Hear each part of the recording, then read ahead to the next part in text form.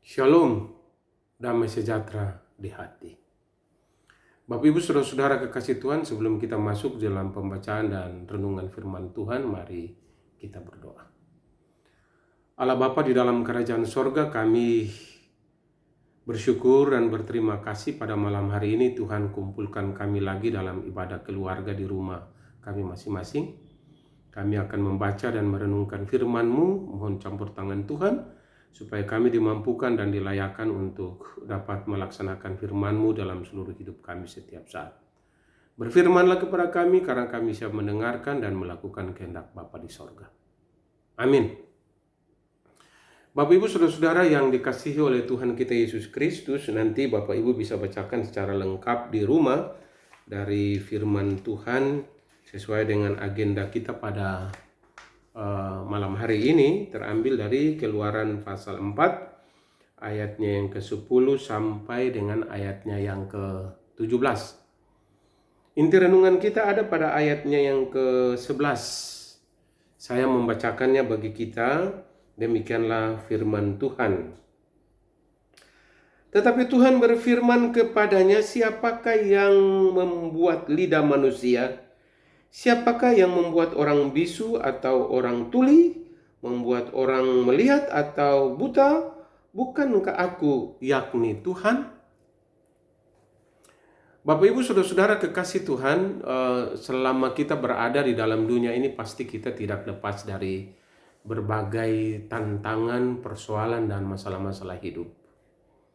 Kalau kita ada di dunia ini, kita tidak steril dan bebas dari berbagai persoalan.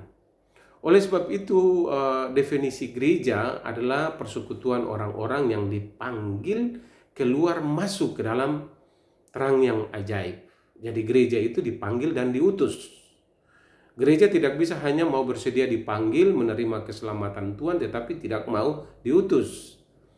Hakikat gereja adalah gereja yang dipanggil dan diutus. Persoalan dan pertanyaan kita bahwa kita dipanggil dan diutus di mana? Kita dipanggil dan diutus di tengah-tengah dunia di mana kita berada. Dunia yang selalu dan senantiasa kita berhadapan dengan berbagai persoalan-persoalan, masalah-masalah, penderitaan, sakit penyakit, ya berbagai macam hal yang kita hadapi dalam kehidupan dunia kita sekarang ini.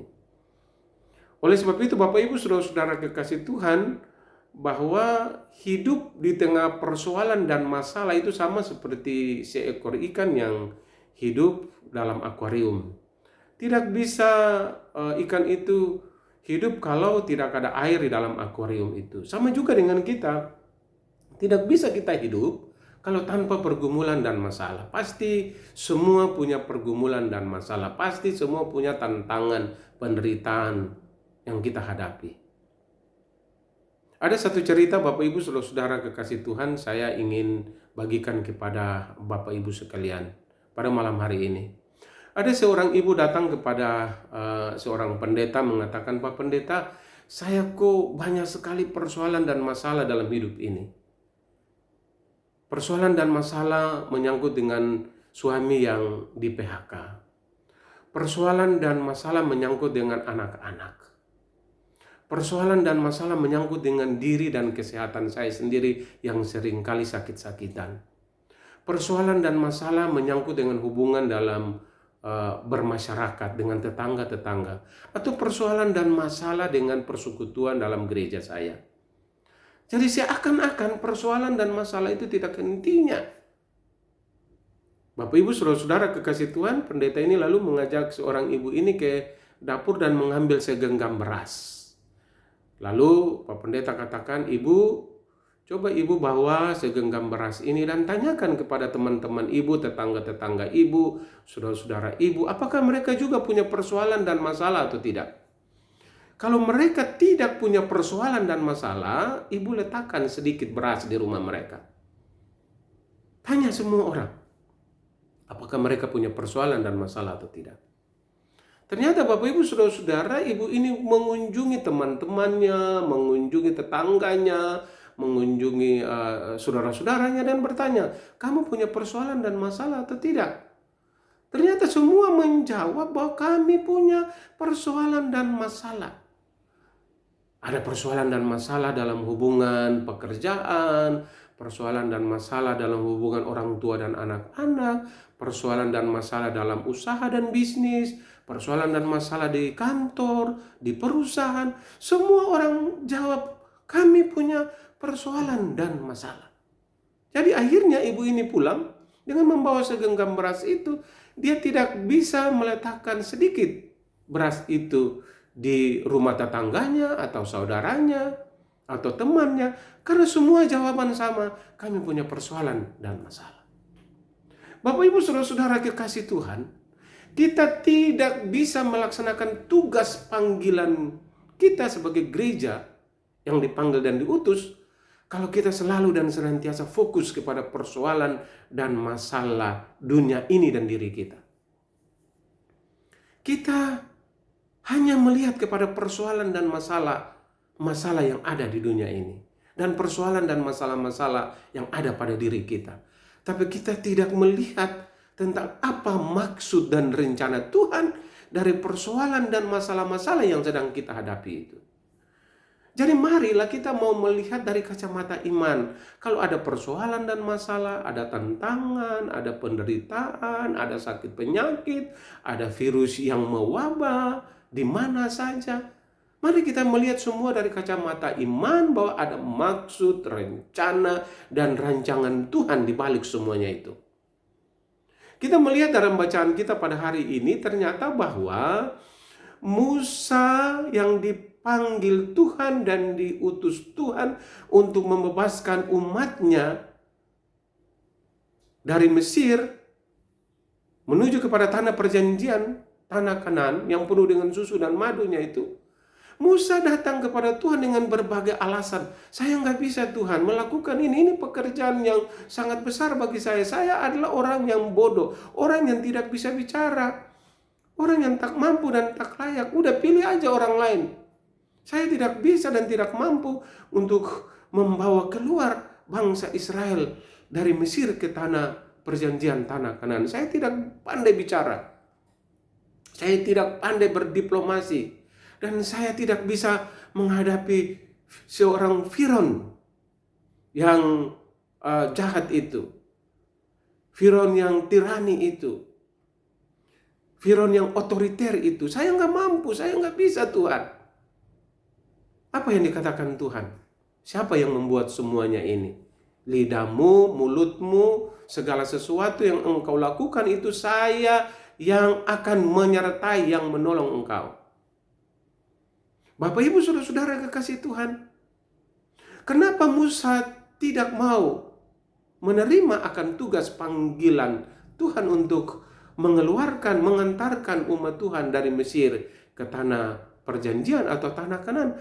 Karena Musa melihat dalam intern dirinya punya banyak kelemahan, punya banyak kekurangan, punya banyak berbagai persoalan-persoalan. Apalagi Musa dalam latar belakang yang kurang baik juga, ya, yang membunuh orang Mesir dan membela orang Israel. Musa melihat bahwa secara intern dia tak mampu dan tak layak untuk membebaskan umat Tuhan. Secara ekstern, cara keluar, dia berhadapan dengan seorang Firaun yang ganas. Seorang Firaun yang tidak ada kompromi. Jadi tantangan dari dalam Musa sendiri dan tantangan dari luar orang Mesir dan Firaun, ini yang membuat Musa tidak bisa menerima tugas panggilan dan pelayanannya. Tapi setelah Tuhan mengatakan kepada Musa bahwa saya akan menyertai engkau. Dan apa yang terjadi Bapak Ibu saudara-saudara kekasih Tuhan, Musa dapat melakukan tugas dan panggilannya itu karena Tuhan menyertai dia. Bukti apa Tuhan menyertai dia? Dengan tongkat yang dipegang oleh Musa itu akan melakukan berbagai macam mujizat dan kuasa Tuhan. Tongkat itu bisa membelah dan memecah laut. Tongkat itu bisa berubah menjadi ular dan melakukan mujizat-mujizat yang besar. Karena Tuhan memilih, Tuhan mengutus, dan Tuhan juga memberikan kuasa bagi orang yang dia pilih dan dia panggil dan dia utus. Bapak Ibu saudara-saudara kekasih Tuhan, cara kerja Tuhan ini bagi orang yang dipanggil dan dipilih dan diutus. Tuhan bukan saja memilih dan mengutus, tetapi Tuhan memilih orangnya dan Dia memberikan kuasa untuk dapat melakukan tugas dan panggilannya. Bapak Ibu saudara-saudara kekasih Tuhan, dalam situasi dan kondisi kita sekarang ini Tuhan, kita harus sadar dengan sungguh-sungguh bahwa kita adalah orang-orang yang dipanggil dan dipilih Tuhan untuk melakukan pekerjaan-pekerjaan Tuhan yang besar. Kadang-kadang kita melihat bahwa Tuhan, saya nggak mampu Tuhan. Saya nggak bisa Tuhan. Saya tak layak Tuhan melakukan pekerjaan yang Tuhan kehendaki dan Tuhan inginkan. Sama kita berpikir seperti Musa berpikir. Tapi Bapak Ibu saudara-saudara, hari ini apa kata firman Tuhan? Kamu harus lakukan semuanya, aku akan menyertai engkau. Karena ketika Tuhan memilih kita, ketika Tuhan mengutus kita, jangan lupa bahwa Tuhan akan memberikan kepada kita kuasa Roh Kudus-Nya supaya kita bisa dimampukan melakukan pekerjaan-pekerjaan Tuhan yang besar. Tinggal persoalan dan jawaban kita mau atau tidak melakukan pekerjaan Tuhan. Mana yang lebih besar di dalam diri kita? Kita mau melihat pekerjaan Tuhan ini berada di dalam kuasa kasih Tuhan? Atau pekerjaan Tuhan ini kita melihat berada di dalam kuasa dunia dan kuasa manusia? Kadang-kadang Bapak Ibu saudara-saudara kasih Tuhan, kita kecut sendiri, kita ragu sendiri, kita bimbang sendiri, kita kecewa sendiri, tidak bisa melakukan segala pekerjaan Tuhan yang kita hadapi karena kecenderungan itu kita mau melihat kepada diri kita. Kita mau melihat kepada masalah kita. Kita mau melihat kepada persoalan yang sedang kita hadapi. Kita mau melihat kepada masalah-masalah dunia ini. Dan kita tidak melihat akan kuasa Tuhan. Beberapa minggu yang lalu saya pernah menceritakan tentang bagaimana Petrus disuruh Tuhan untuk berjalan di atas air mendampingi Yesus. Ketika Petrus memandang kuasa Tuhan, melihat kepada Yesus, Petrus bisa melakukan mujizat, berjalan di atas air. Sama seperti Yesus melakukan mujizat. Ketika mau melihat, mengarahkan pandangannya kepada kehendak dan rencana Tuhan. Tapi ketika Petrus melihat persoalan dan masalahnya, fokus kepada dirinya, fokus kepada kelemahan, kekurangannya, fokus kepada masalah-masalah yang terjadi dalam kehidupan dunia ini, arus gelombang yang sedang menerpa hidupnya, Petrus menjadi orang yang khawatir, bimbang, takut, kecewa, frustrasi. Karena Petrus memalingkan pandangannya bukan lagi kepada Tuhan, tetapi Petrus memalingkan pandangannya kepada dunia yang sedang dihadapi. Akhirnya tenggelam. Petrus tenggelam dalam arus kehidupan dunia yang fana ini. Bapak Ibu saudara-saudara sidang jemaat kekasih Tuhan yang berada di rumah. Dalam situasi kondisi kita sekarang, kita sama seperti Musa, penuh dengan kekhawatiran, kebimbangan, dan kekecewaan, keraguan-raguan yang besar. Kita sama seperti Musa memandang kepada kehidupan dunia ini yang sangat jahat dan sangat berat, penuh dengan berbagai tantangan. Kita sama seperti Musa memandang kelemahan, kekurangan kita, keberdosaan kita. Dan saya pikir itu semua adalah wajar-wajar saja. Sangat normal. Normal karena kita manusia yang penuh dengan banyak kelemahan dan kekurangan. Tidak ada satu manusia pun yang sempurna dalam kehidupan dunia ini. Normal juga kalau kita melihat bahwa dunia ini adalah dunia yang penuh dengan kejahatan dan dosa. Tidak ada dunia yang suci dan benar. Hanya Tuhan yang suci dan benar. Tetapi firman Tuhan pada hari ini menguatkan kita bahwa kita tidak berjalan sendirian. Firman Tuhan pada hari ini memberikan kekuatan, penopangan, penghiburan bagi kita. Bahwa sama seperti Musa, Tuhan memanggil dan mengutus kita. Berhadapan dengan persoalan-persoalan, berhadapan dengan masalah-masalah, berhadapan dengan virus yang mewabah, berhadapan dengan berbagai macam tantangan-tantangan kehidupan. Tetapi yakinlah bahwa Tuhan Yesus menyertai kita. Sama seperti Tuhan menyertai Musa, memimpin bangsanya menuju kepada tanah perjanjian, tanah Kanaan yang penuh dengan susu dan madunya itu. Tuhan akan memberikan kuasa bagi kita untuk mengendalikan berbagai macam persoalan yang kita hadapi. Tuhan akan menyertai kita dengan kuat kuasa Roh Kudus supaya kita tetap kuat, tabah, sabar, dan yakin dengan sungguh-sungguh bahwa ada maksud dan rencana Tuhan di balik semuanya ini. Supaya Tuhan mendidik kita menjadi orang-orang yang selalu dan senantiasa berharap hanya kepada Tuhan. Tidak ada kuasa lain. Musa tidak bisa melakukan pekerjaannya, tugas dan tanggung jawabnya, kalau dia tidak mengandalkan Tuhan. Bapak, Ibu, saudara-saudara kekasih Tuhan, mari kita hanya mengandalkan Tuhan. Mari kita mengarahkan pandangan kita hanya kepada Tuhan. Supaya kita dipimpin oleh Roh Kudus, dituntun, dipelihara oleh Roh Kudus, menghadapi situasi yang sulit ini. Bersama dengan keluarga, bersama dengan istri, bersama dengan suami, bersama dengan anak cucu, bersama dengan kakak adik, bersama dengan semua orang.